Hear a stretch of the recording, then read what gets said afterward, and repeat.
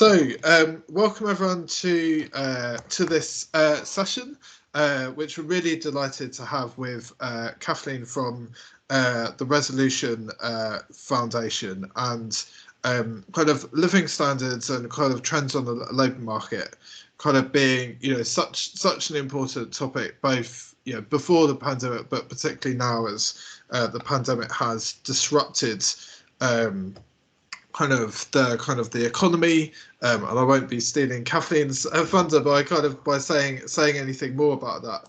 But I think kind of really important for us to get a sense of those trends as the uncertainty around kind of COVID and like the wider socioeconomic impacts it has as still kind of here to stay with us, unfortunately, and they have different impacts on kind of different groups and different local areas as well. As Kathleen goes through the kind of presentation, if you've got kind of any questions, do throw them kind of into the chat, and we can kind of take them at the end. And there'll also be an opportunity kind of for breakouts too, so that you can kind of share your own experiences of how these trends are playing out kind of for you in your local area or kind of in your sector, and kind of what you're doing about them as well, because that's also what we try and do here is also kind of enable people to be able to share kind of their practice in terms of how they're trying to tackle the issues as well.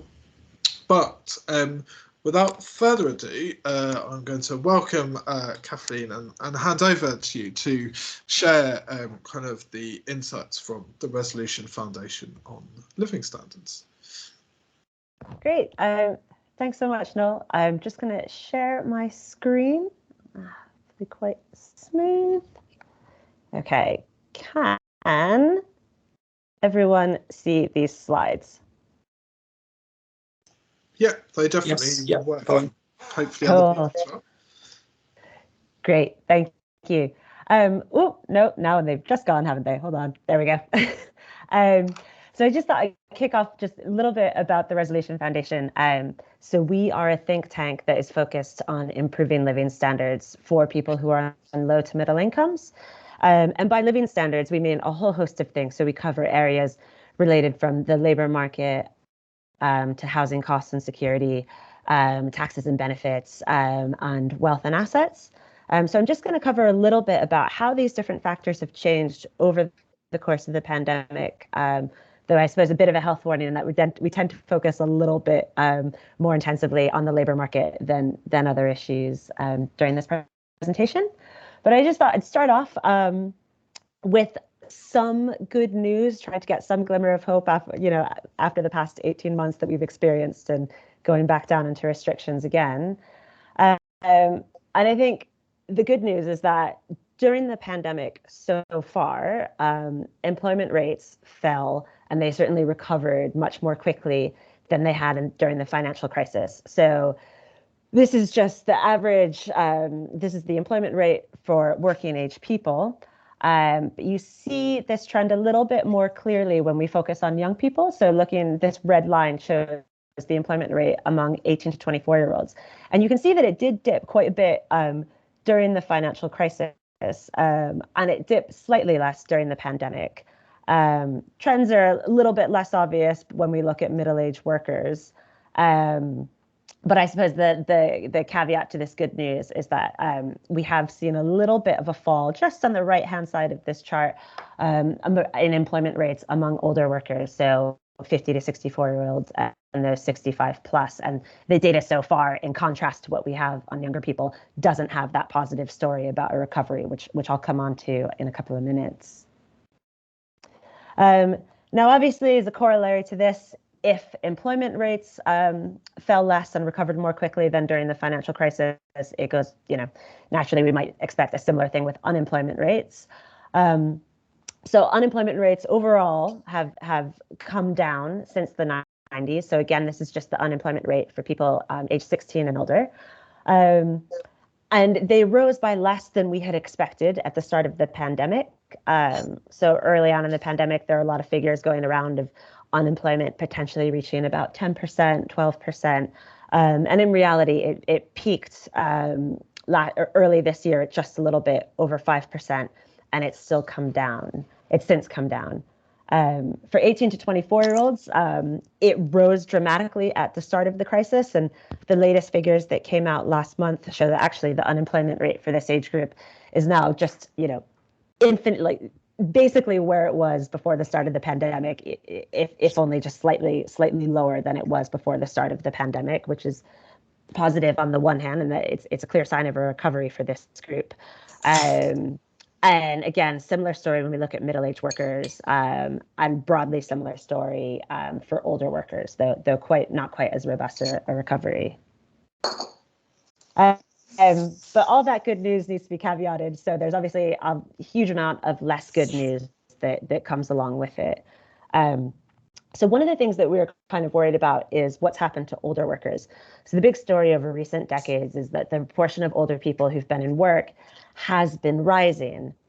And this pandemic has definitely put a stop to it. So this is the percentage point change in the economic activity rate among men at different ages. And essentially looking at the overall change from 1992 to the start of the pandemic in the blue bars, and then the change since the pandemic started in the red bars. And essentially what we find is that looking at 50 to 64-year-old men, we saw a 5.6 percentage point increase over the long term in terms of the proportion of men this age who are either working or looking for work.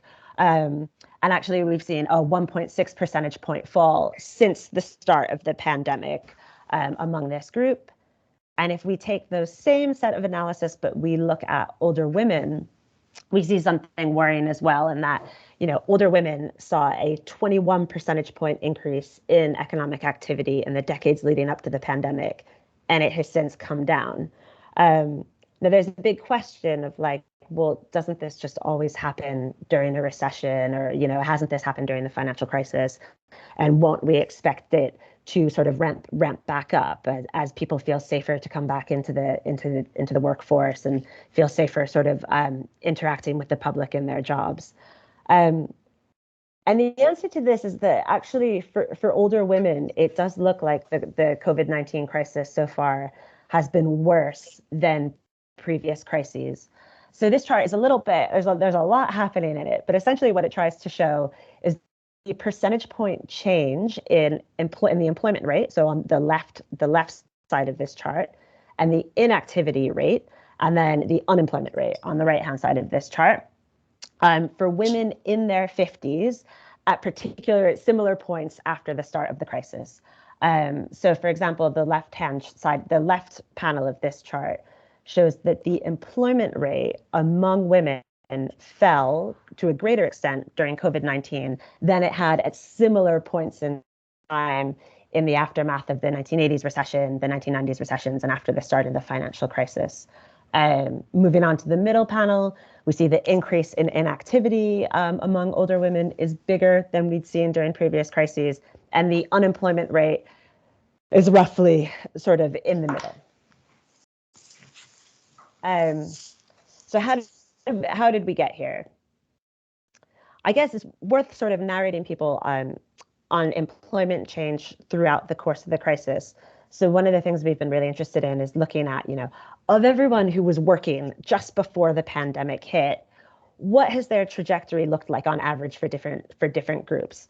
So one of the ways we've been thinking about that a lot is taking this group of everyone who was working before the crisis, in which months were people on full furlough, unemployed, or self-employed? So at the start of the crisis, we had, nearly 30% of 18 to 24-year-olds who had previously been in work were sort of essentially workless. So, on full furlough, at least they're sort of being paid, or unemployed or self-employed without work. And it was also quite high for people 55 and older as well. It was sort of this U-shaped thing where it's like the youngest and the oldest working age groups experienced disproportionately large impacts over the course of the crisis. So big ramping up in worklessness during the start of the crisis. So that sort of first lockdown. And then the good news was with the summer reopening, that fell quite a bit. But we did start to see a pattern where the recovery was a little bit steeper for younger workers than it was for older workers.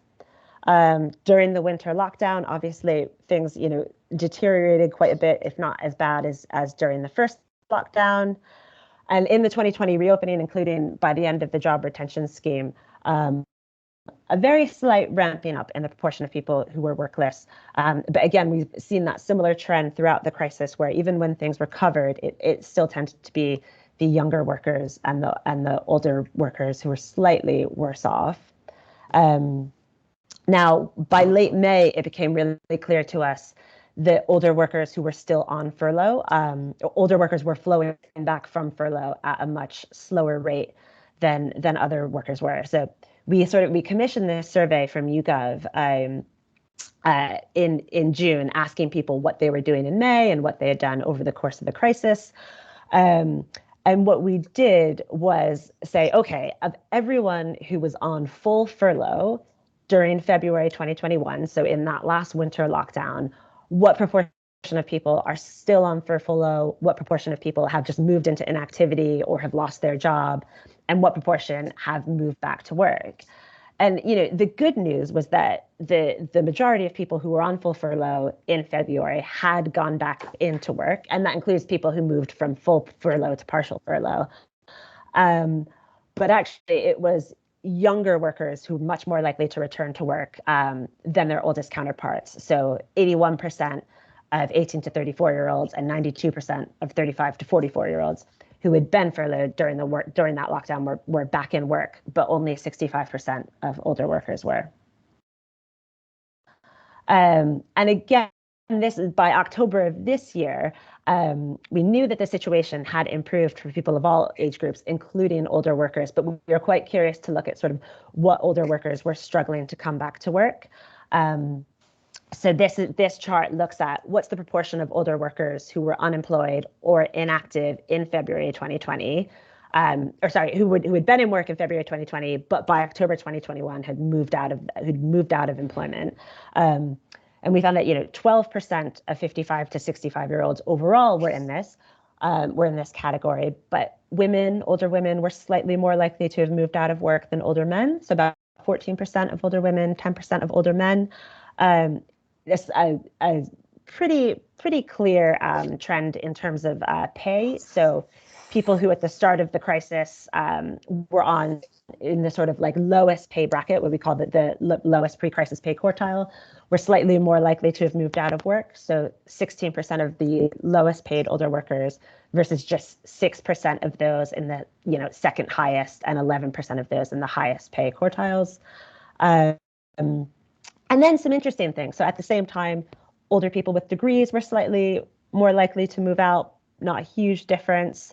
So anyways, kind of just giving us a picture of like some suggestion that it's older women who are much more likely to do so, or who are more likely to do so.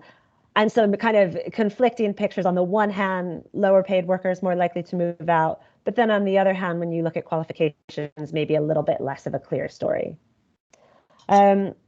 So our next question is, well, where did everyone go?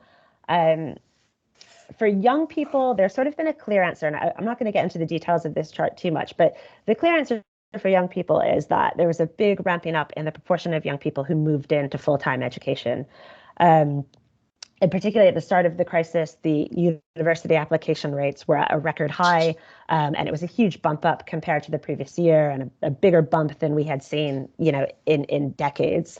But then this also includes 8 to 24-year-olds moving into further education courses as well. But when we look at the whole population, we know that inactivity is up. So, on the one hand, yes, positive that young people have the option to move into full-time study and sort of build their skills for future. But we are a little bit worried about the fact that we've seen an increase in inactivity. So there are now 271,000 more people who are neither working nor looking for work this summer than there were at the start of the pandemic. And when you look at the reasons for that, there's a variety of things. So on the one hand, yes, students, but we've also seen a big jump in the number of people who say they are long-term sick. You always tend to see an increase in people who are retired, but that is much bigger. This 46,000 more people are saying that they're retired than they were before the crisis, and that is a slightly larger uptick than we would normally see.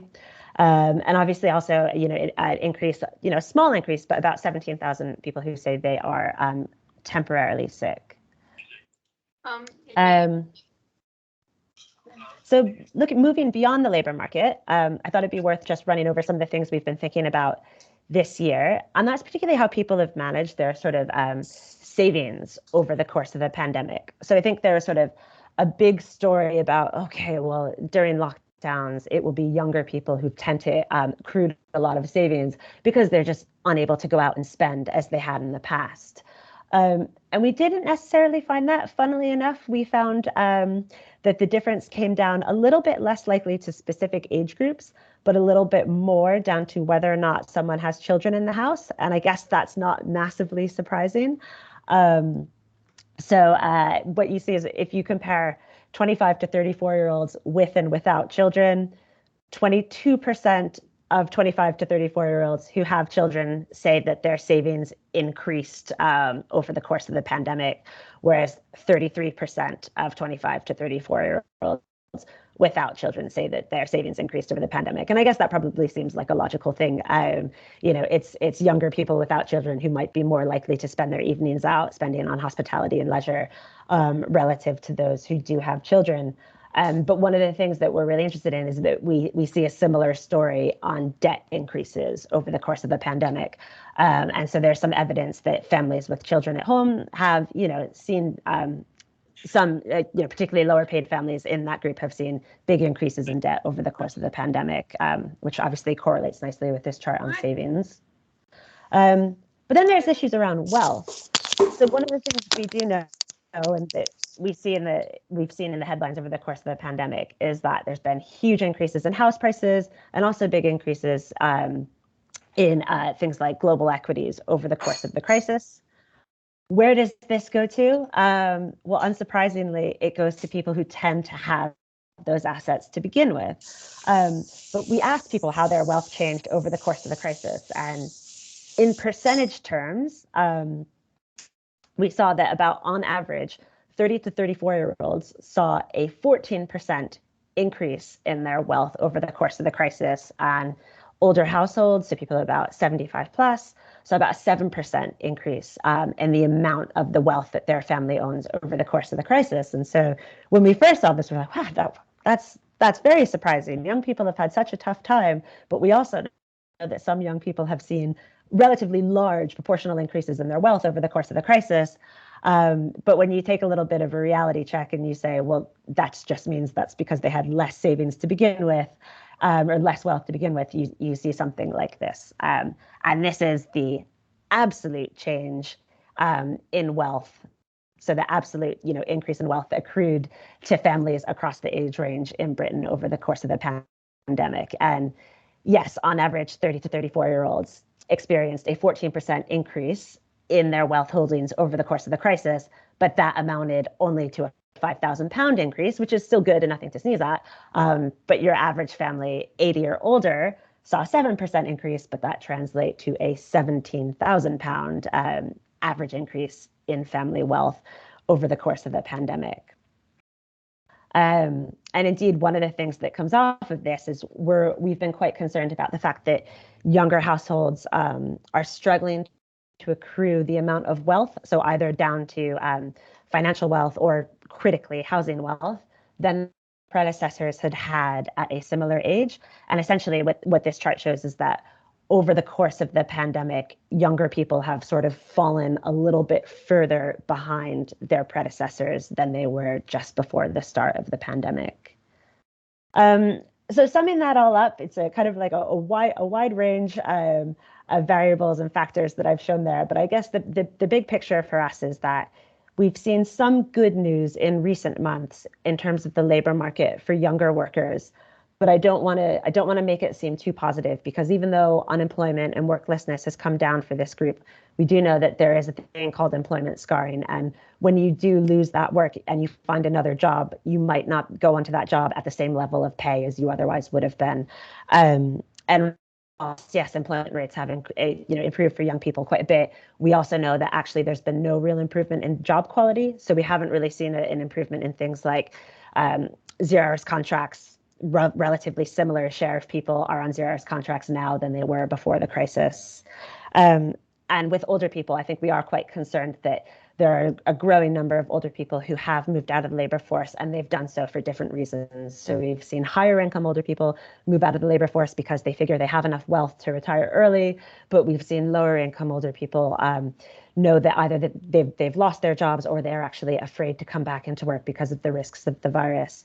When it comes to things on savings and debt, there's been longstanding problems in debt rises over recent decades. And even though we've seen some positive savings changes, we do know that there are families who have struggled with debt increases over the course of the pandemic. And obviously, with Plan B coming in and an uncertain winter ahead of us, we're concerned that that will become a bit worse. And obviously, all of this combines to mean that we've had a very different picture in wealth generation versus both across the age range, but even when you dig within it, within different types of households across the income distribution. So a bit of a mixed bag, but hopefully a somewhat useful run through of what we've been looking at the past few months. And I will stop sharing. That was really great, Kathleen. It's really good to kind of get in between some of the overall trends to pick out potentially groups that kind of are faring worst and being challenged in terms of assumptions. I think it was on the first few slides. You were saying kind of the older people, in particular older women, had it had been slower to get back into employment, and you'd said that that was even more so than in previous recessions. What can we learn from policy interventions during previous economic recessions about although it's slightly different, are there any lessons from policy interventions in previous recessions that we can learn for particular groups about what works better and what doesn't? Yeah. So I think there's the thing that we know, this pandemic is a little bit well, this downturn is a little bit tricky because it's a pandemic, as you implied, and I think there is the thing that just exists in that there will be a large share of people who are nervous to come back to the labor force for health reasons. But when it comes to sort of people who've lost their job and they need to move back into employment, we know that quite often in past recessions, some of the employment support programs don't necessarily cater to older people's needs quite as well. And I think that's because older people tend to have more experience, and they might have sort of lost a job at a decent level of pay, and they're struggling to replicate that. So one of the things that we've recommended is when government are contracting out employment support programs, that they make sure that they prioritize older workers, and they're not incentivized to just to cater to people that they know they can get into a job quickly and get results. So there should be some sort of metrics for making sure older workers get really tailored intensive support, and they're not just sort of bypassed and everyone's focused on younger workers who will just move back into the workforce much more quickly. So that's really great. There's a question by Francis, or a couple of questions, is around, are the findings on 0 hours contracts and job quality the same across all sectors? And then there's another question, which is about, what about sectors where it's been hard to recruit? Yeah. So on the first one, the way that we've looked at this is basically just on our overarching, proportion of people at different age groups who are on 0 hours contracts. And so that's where we get our finding on young people. Now we haven't yet done young people within a given sector, what proportion are on 0 hours contracts. Essentially, we haven't done age and sector together, mainly just because of data availability. But what we have seen is that young people are the same likelihood of being in those sort of retail and hospitality and leisure jobs now than they were before the start of the pandemic. So I think my suspicion is that there's been little change within those sectors. And I think linking to the second point, there's some vacancies that are hard to fill that are rather niche. I know that the HGV driver thing has kind of bypassed us now. But one of the things we did think was, we are hearing all these anecdotes about vacancies, particularly in hospitality. And is that going to translate to better conditions for people entering into these jobs? And I think there's anecdotal evidence of firms offering higher pay. But we haven't seen it yet in the official data. That's really good. And is there kind of are there? I mean, I guess this is too soon yet. But are there kind of trends of kind of particular sectors which are seeing kind of quite a few people that are moving out of a sector kind of into like another one.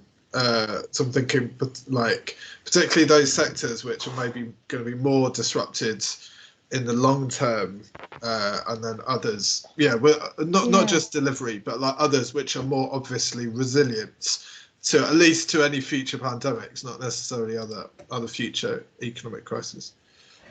Yeah, it's a really good question. So one of the things that we asked very early on at the start of the crisis, so in October, we wanted to know where people had worked before the crisis, and if they were looking for a job, where they were looking to kind of see like, okay, I worked in a front of house job in leisure hospitality, and I feel quite I feel quite at risk if if these pandemics, something like this happens again. Where are these people looking? And it was kind of interesting because a large proportion of people who had previously worked in leisure and hospitality were looking for jobs in leisure and hospitality still, but there was an increase, and there was a significant share who were looking in driving, and then there was also a significant share who were looking in administrative roles. But the thing that we were surprised about, and I mean, we weren't surprised, but we sort of compared where people were looking versus where all of the vacancies were, and very few people were looking in the sector that had the biggest number of vacancies, which was social care. And you can kind of understand because there's issues around just the difficulty of that job, and obviously pay and conditions for that job as well. So I think at the start of the crisis, maybe some people were thinking, oh, the vacancies will get filled in this sector, but yeah, that didn't necessarily transpire. I've got a few more questions. I'm going to start with the easier one, which is okay. How do you disentangle the impacts of Brexit from COVID? Oh gosh, yeah, that is really, really hard. Which is, and one of the things. So we've got this sort of big project that we call the Economy 2030 Inquiry, and we're trying to figure out like what the UK's economic model should look like in 2030. And a lot of that is backwards looking, understanding how the UK economy has dealt with change in the past. And a big theme of that is sort of separating out Brexit from COVID. One of the things that is a little bit tricky is when we're looking at vacancies in particular sectors and why they're so high. That's the big question. Is that because of a loss of European workers, or is that because people just aren't necessarily keen to come back to work yet? We have sort of some anecdotal evidence that suggests that young people have filled a large share of roles that previously might have been done by European migrants who since gotten home. But the data is just really rough in terms of tracking where people have gone at the moment. And so we're still a little bit in the dark on that one. Cool. And then so this one's back on kind of older workers. What would an ideal program for older workers look like for you? Like, what are the things that kind of would work best in this climate? Yeah, gosh, that is a really important one, and equally a tough one. So I think that the first step is just to try and figure out, because we're telling the story about older workers leaving the labor force, but we haven't gotten ourselves to a good enough sense of, okay, we know X% of older workers have left. What share did this because they actually want to, and they have the wealth and assets to retire securely? What share did this because they are afraid for health-related reasons to come back into work? And what share did this because they lost their job and actually they're struggling to find a good enough job? So if I focus just on that sort of last one, so the share of people who lost their job and they're struggling to find a new one, I think it's sort of like a on the one hand, you need to make sure that you can work with older people and give them the support and advice, and even if necessary, training to find a job that pays them well and has good conditions and that they're happy with. So essentially, like, treat them, give their career trajectory the same amount of respect that you would give a younger person's career trajectory as well, because they need to be earning before they retire so that they can retire securely. But then I think there's also something about working with employers. A lot of this is, we can help older people as much as we want, but the onus isn't necessarily on them. We know that employers can be biased against hiring older people for a whole host of reasons. So it would be encouraging employers to take them on. I mean, there have been policies in the past that offered older people a bonus for like a tax credit for returning back to work, and that is great. And I mean, I'm absolutely not against that, but I think there needs to be some sort of mechanism on the employer side to encourage them to take older workers on. But I'm afraid I don't really have a good answer as to what that looks like. No, I think that's really interesting in terms of, like the role of employers as well. So Eduardo's asked, as well as like the more age-tailored employment support programs, are there kind of more like fundamental changes to employment support programs that need to be made? Are there some things that are just like not relevant to do like anymore from employment support that just needs to radically change? Yeah, gosh.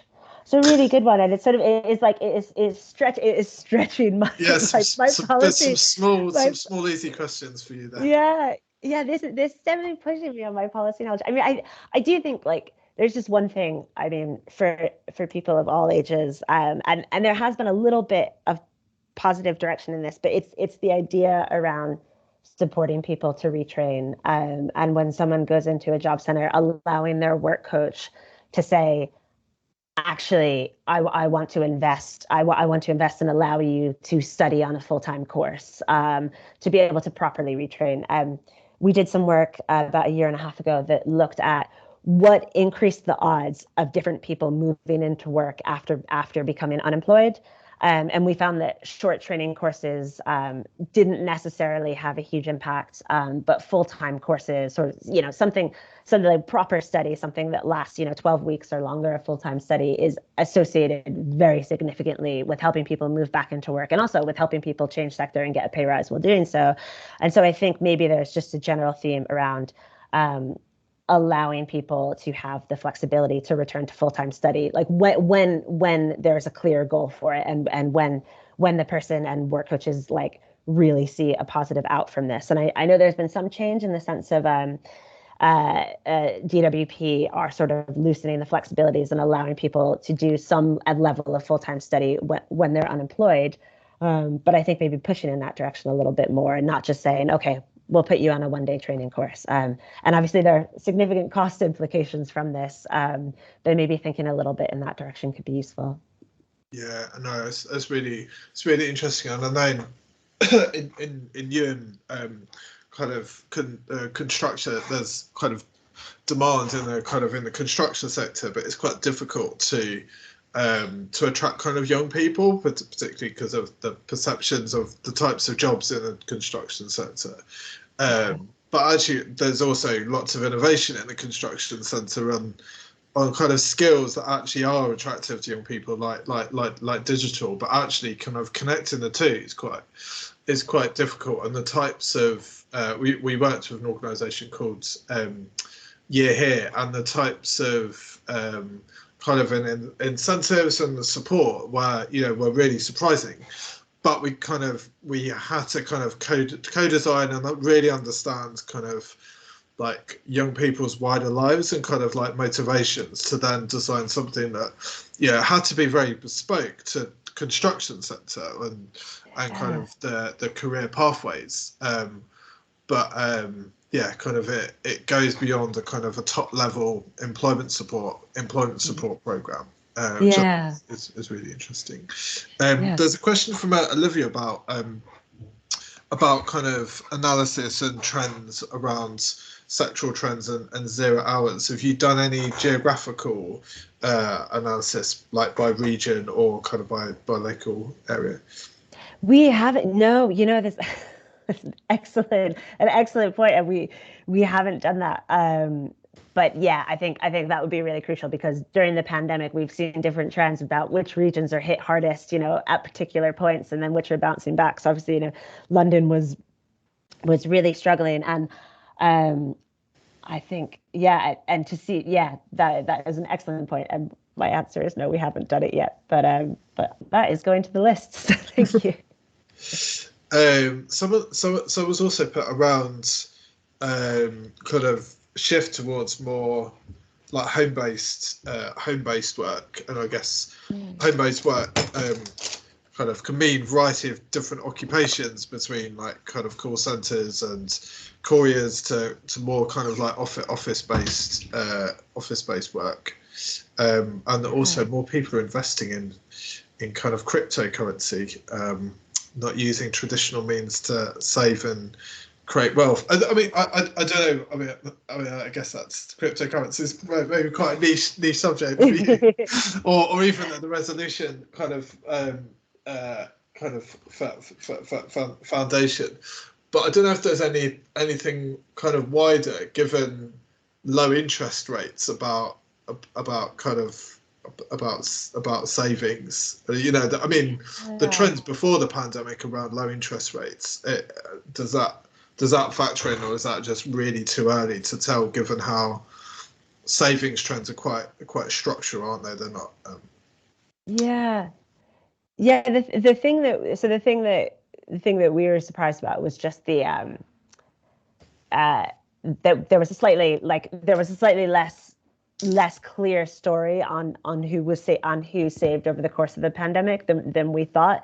But it was probably less structurally driven. It was more just driven, that which we saw was more just driven by the fact that people weren't spending their money. But when it came to actually like assets, low, I guess the idea is that low interest rates have caused a boom in house prices, and that obviously had generationally uneven impacts on people, because it meant ever harder for young people to purchase a house, especially now if interest rates do rise, which I'm not sure they will, given we're in uncertainty again. But it also just meant that more value to people who already own homes.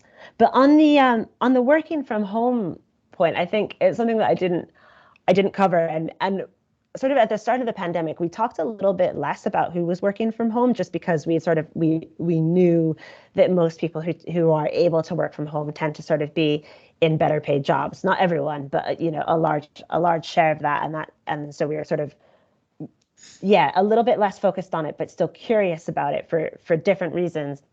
And one of the things that we did find, which is quite surprising, was that there's actually been an increase in the proportion of economically active younger women since the crisis, and they tend to be sort of younger, highly educated women.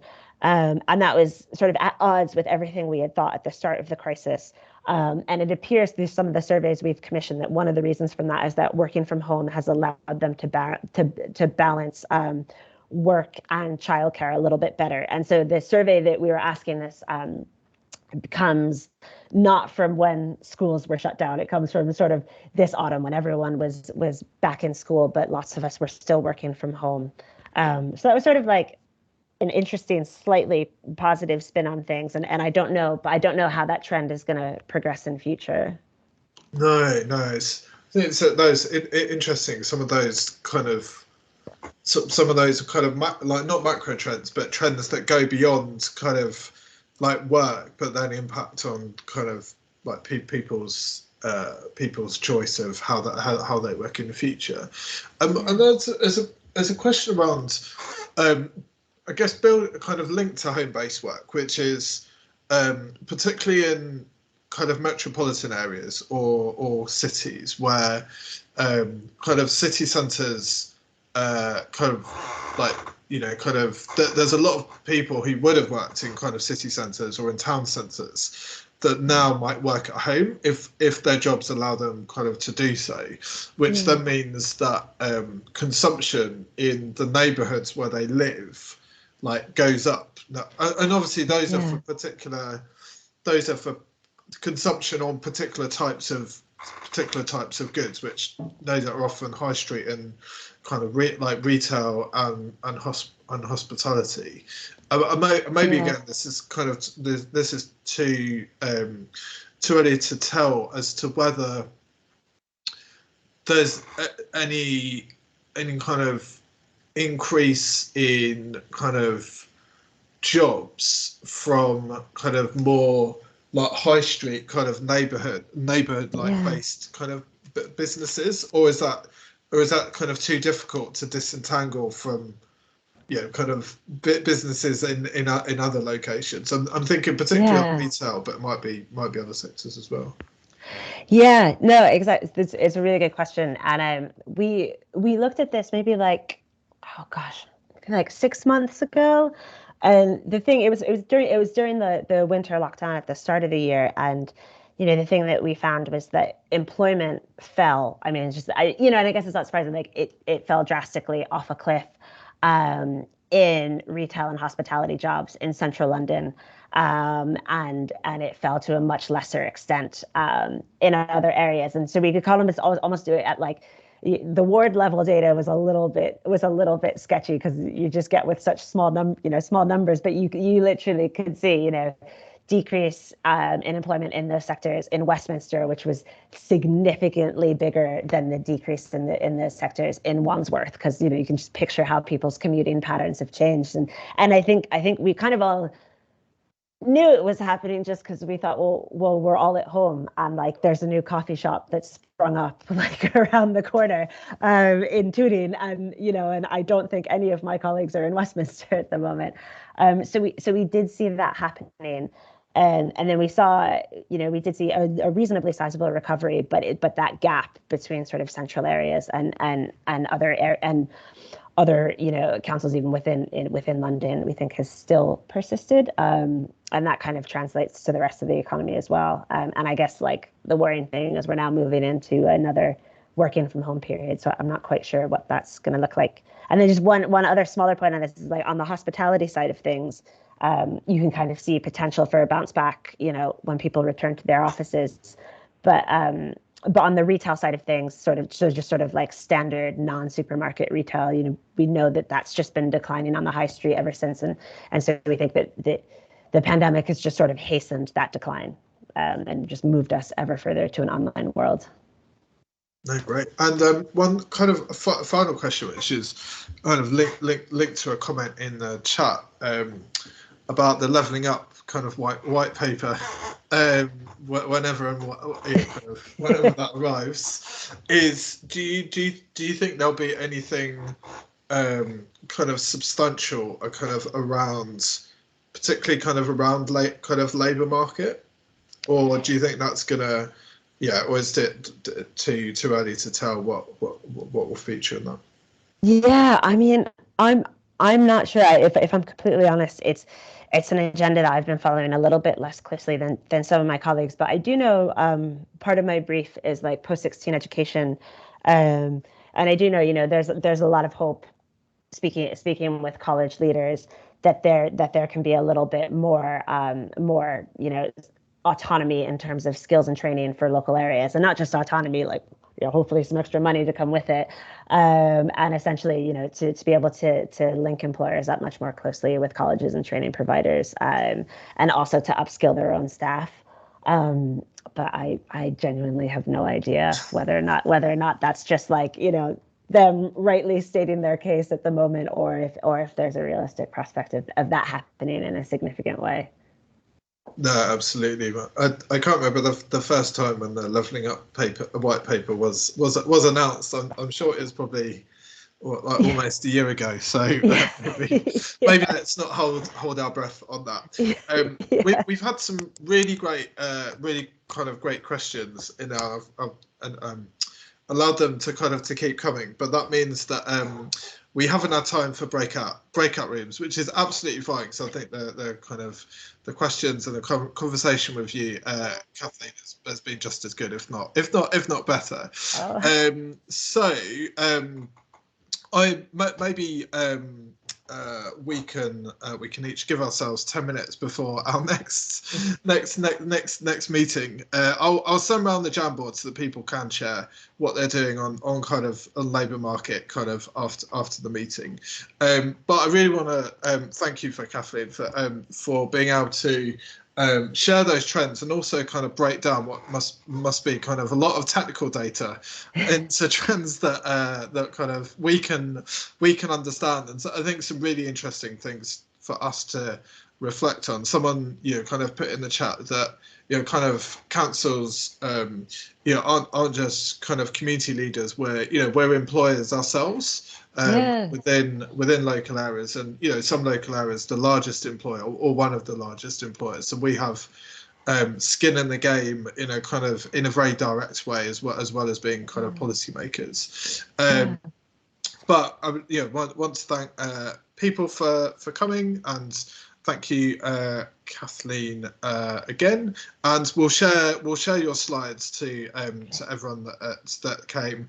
There was a question, or not a question, but a kind of request if the study you mentioned around benefits of 12-week retraining shorter courses.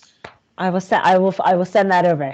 could be included as well. And obviously Resolution Foundation, do check out their kind of website, and they do lots of other kind of work too, which is all relevant to local government and our anchor institutions. But thanks everyone for coming. I'm going to stop recording, and